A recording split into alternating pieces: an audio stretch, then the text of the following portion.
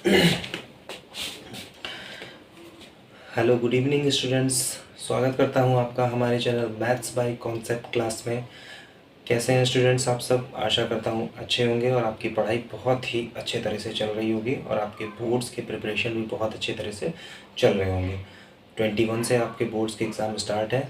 आप सभी बच्चों को मेरी तरफ से ऑल द बेस्ट कि आपके बोर्ड्स के पेपर एकदम बहुत अच्छे जाए और आप सब बोर्ड के पेपर एकदम बिंदास बढ़िया से करके आओ, एकदम फाड़ चीड़ के आना पेपर। ठीक है, चलो अब देखते हैं हम लोग अपना question number 7 of exercise 13.1 surface area and volume NCERT old NCERT से एक्सरसाइज 13.1 क्वेश्चन नंबर 7।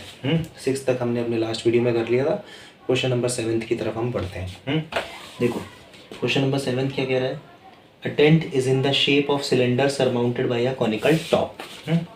एक टेंट था जो कि किसके शेप में था? सिलेंडर के शेप में था। पहले ये नहीं था, ओके, ओनली सिलेंडर के शेप में था ये टेंट। ठीक है, जिसकी हाइट हमें गिवन थी कितनी? 2.1 और डायमीटर गिवन थी 4, तो रेडियस निकाल ली थी हमने क्या? 2। ओके, और ये सिलेंड्रिकल शेप में जो टेंट था ये सरमाउंटेड बाय अ कोन था, मतलब सरमाउंटेड था एक कॉनिकल टॉप से। ओके, मतलब इसके ऊपर एक कॉनिकल टॉप ऐसे लगा हुआ था, घिरा हुआ था। ओके, तो आप देख सकते हो अगर कोई सिलेंडर ऐसे रखा है और इसके ऊपर यहाँ पर ये सिलेंडर का टॉप हो गया और इसके ऊपर एक कॉनिकल टॉप ऐसे रखा हुआ है, तो जो कोन का बेस होगा वही सिलेंडर का टॉप होगा।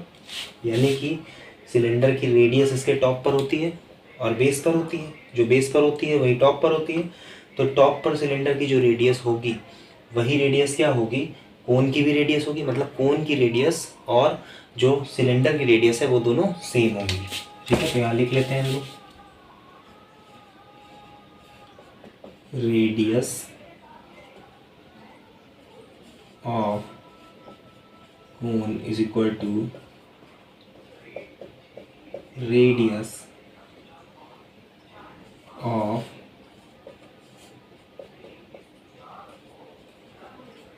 cylinder। Okay, radius of cone is equal to radius of cylinder. ठीक है, ये गिवन है हमको। आपको बोल रहा है कि अब हमको क्या बोल रहा है आगे? एंड द स्लैंट हाइट, और स्लैंट हाइट जो कोन की गिवन है वो कितनी गिवन है? 2.8 गिवन है। ओके, ठीक है। अभी आगे कह रहा है कि find the area of the canvas used for making the tent. Area of the canvas, कि वो जो कैनवास लगेगा, टेंट जिस कपड़े से बनता है उसको कैनवास बोलते हैं। कैनवास के कपड़े से ही टेंट बनता है। तो वो जो एरिया है उस कपड़े का एरिया क्या होगा? जितना इसकी इस टेंट पर लगेगा, जितना कि इस टेंट पर कवर करने में लगेगा। और उसमें क्वेश्चन में साफ साफ ये भी बोला गया है कि जो बेस वाला पार्ट है टेंट का उसमें कैनवास नहीं लगेगा। ओके, तो मतलब सिलेंडर का बेस वाला पार्ट तो छोड़ना ही छोड़ना है और टॉप वाला पार्ट क्या होगा? कोनिकल पार्ट के रख जाने से छिप जा रहा है। तो मतलब सिलेंडर के टॉप और बेस पर हमें कपड़ा नहीं चढ़ाना है। तो कपड़ा किस पर चढ़ाना है? कर्व्ड सरफेस एरिया पे चढ़ाना है ना, क्योंकि अगर टोटल चढ़ाते हैं तो टॉप और बॉटम में इंक्लूड कर दे, लेकिन टॉप और बॉटम एक्सक्लूड हो रहा है। तो हमें किस पर चढ़ाना है कपड़ा? सिर्फ उसके कर्व्ड सरफेस एरिया पर चढ़ाना है। और कोन का भी जो बेस है वो छुप जा रहा है, इसका मतलब कोन के भी हमें किस पर चढ़ाना है कपड़ा?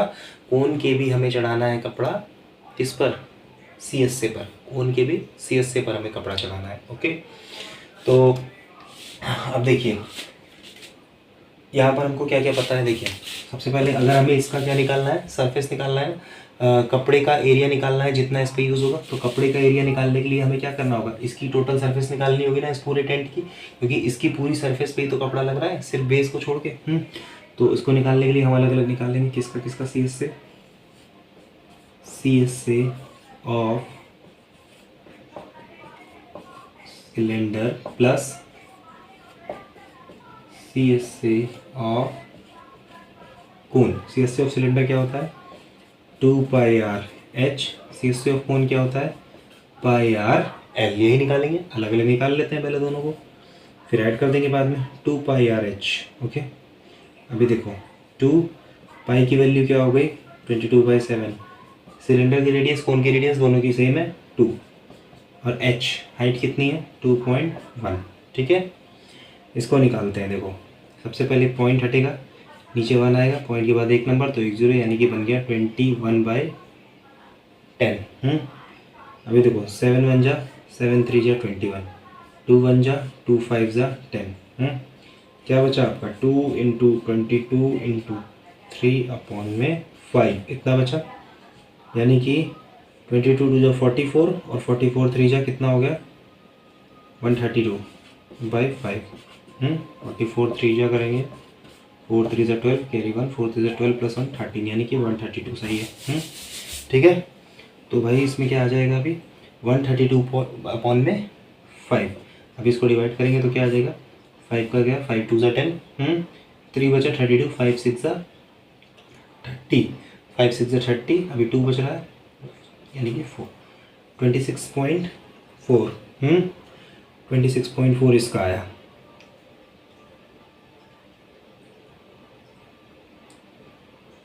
ठीक है 26.4 इसका आया। अभी नेक्स्ट दूसरे वाले का निकाल लेते हैं पाई आर एल का। पाई की वैल्यू क्या हो जाएगी 22/7, रेडियस सेम 2 और एल यानी कि स्लैंट हाइट कितनी की बनती 2.8। पॉइंट हटाएंगे नीचे 10 आएगा क्योंकि पॉइंट के नीचे 1 आया, पॉइंट के बाद जितना नंबर उतना 0। 2 से करेंगे 2 5 जा 10 7 1 जा 7 4 जा 28। अभी क्या बचा 22 इंटू 4/5 कितना आ गया 88/5। 5 से करेंगे 5 1 जा 5, इधर 3 बचा यानी कि 38 हो गया। तो 5 7 जा 35, फिर पॉइंट लगाया फिर 3 बचता है 38 में से 35 गया तो 3 बचता है, पॉइंट है तो एक 0 बढ़ जाएगा यानी 30 बन जाएगा। 5 6 जा 30 कितना आ गया, ये आ गया इतना मीटर स्क्वायर, ये आ गया इतना metre square 26.4 metre square and 17.6 metre square. Add करना तो दोनों के सरफेस एरिया को मैं ऐड करना था यानी कि इसको और उसको 26.4 प्लस में 17.6 कितना हो जाएगा टोटल 6 और 4 10 carry 1 7 6 13 plus 1 40 carry 1 2 plus 1 3 plus 1 4 और पॉइंट था तो यहाँ लग गया पॉइंट यानी कि कितना आ गया 44 मीटर स्क्वायर। 44 मीटर स्क्वायर का कपड़ा लगेगा। कितना कपड़े का एरिया क्या होगा जो टेंट को कवर करेगा 44 मीटर स्क्वायर का कपड़े का एरिया होगा जो ऊपर से नीचे तक पूरा टेंट को ऐसे कवर करेगा। क्लियर। आगे क्या कह रहा है, पहला तो आंसर आ गया हमारा। आगे क्या कह रहा है, also find the cost of canvas of the tent at the rate of 500 पर मीटर स्क्वायर।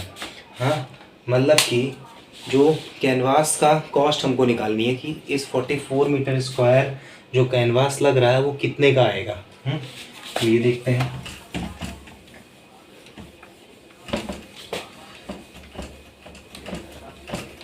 देखो भाई टोटल कैनवास कितना लग रहा है 44 मीटर स्क्वायर। ओके, अभी देखो 1 मीटर स्क्वायर की जो कॉस्ट है वो 500 है। 1 मीटर स्क्वायर की कॉस्ट 500 तो 44 मीटर स्क्वायर की कितनी हो जाएगी 500 का 44 से मल्टीप्लाई करा देते हैं। 00 5 4 जा 20 कैरी 2 यहाँ पर 0 के कैरी 2 5 4 जा 20 प्लस 2 22 यानी कि 22,000 रुपीज़। सॉरी ये मीटर स्क्वायर में नहीं आएगा, ये क्या आएगा रुपीज़। कॉस्ट आ गई कितनी 22,000 रुपीज़। ठीक है, और कुछ निकालना था नहीं। आंसर चेक कर लेते हैं। क्वेश्चन नंबर 7 44 और 22,000 रुपीज़। ओके, तो ये था क्वेश्चन नंबर 7। क्वेश्चन अगर समझ में आया हो तो मेरी वीडियो को ज़्यादा से ज़्यादा लाइक कीजिए, शेयर कीजिए और सब्सक्राइब जरूर कीजिए ताकि आपको ऐसी ही वीडियोस लगातार कंटिन्यू आपको मिलती रहे। ठीक है, जो बच्चे 9th क्लास के भी अगर मेरा वीडियो देख रहे हैं तो मेरे चैनल को सब्सक्राइब जरूर कर लेंगे क्योंकि उनका आने वाला 10th मैं चैप्टर बाय चैप्टर एक एक क्वेश्चन सॉल्व कराऊंगा और आपको कंसेप्ट भी समझाऊंगा। ठीक है, तो मेरे वीडियो को ज़्यादा से ज़्यादा लाइक कीजिए, शेयर कीजिए और सब्सक्राइब कीजिए। Thank you students.